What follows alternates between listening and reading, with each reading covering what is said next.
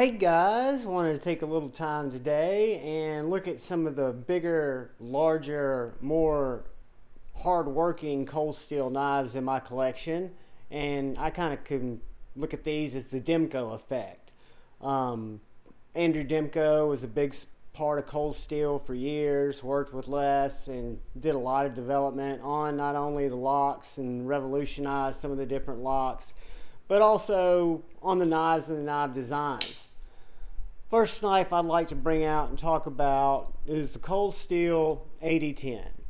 The Cold Steel 8010 is a fantastic knife, and guys, before we get started, I don't have the exact specs of these knives. I'm thinking this is about a 3.5-inch blade, but please go check the specs when we look at these, because we're actually going to be looking at three knives today. And this is the 8010.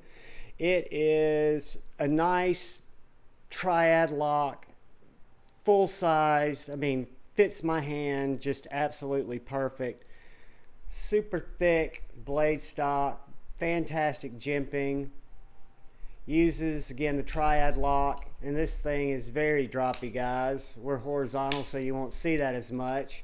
But the 8010 comes in, it's probably the first large cold steel knife that I picked up. It's S35VN G10. A lot of people ask about the deep carry clip. Those are available through Pops Clips in Etsy. Go to Etsy, find Pops Clips, and he does the deep carry clips. If I'm not mistaken, I know Lynch does for the 80-20.5, but I'm not sure if he's doing it for the 80-10 or 80-15. So the first one that I wanted to look at was the 8010. Great knife, uses the Triad lock, and really can handle anything you put up against it. Probably my favorite Demko effect knife is the 80-20 or the 80-15, which uses the Scorpion lock. The 80-15 is a little bit, the blade's about the same length, I think, as the 80-10. We'll look at them all together here in a second. But the lock, the Scorpion lock, is something that I just love. It's hard to show it in all of its glory horizontally like this, but the Scorpion lock, you just pull this back, it releases the blade, and also when the blade's open, it locks in that groove there. So your Scorpion lock is under tension, and it is what's causing the detent and the lockup on this knife. And once you've played with it for a while, you can really get to where you can manipulate it. Not as easily as a shark lock, but it was and is, I think, a great locking system. But the 80-15 as a knife is just a fantastic knife. It's a little bit thinner and more angular than the 80-10. I've also got a Pops deep carry clip on this particular knife. It's S35VN G10, and that is the Cold Steel 80-15 with the Scorpion lock, which was again direct Demko effect. And then the largest cold steel in my collection is, I can't even open it without arm flicking it, is the Cold Steel 4MAX. My understanding, and it's not altogether fact, it's just literally my understanding, could be urban legend, was that Andrew Demko had a big part in helping Les put this knife together.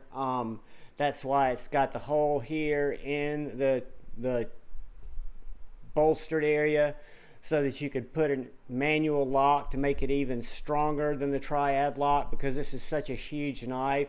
I want to say it's a 4+ inch blade. You can see the handle is, I mean, it's bigger than a lot of my fixed blades.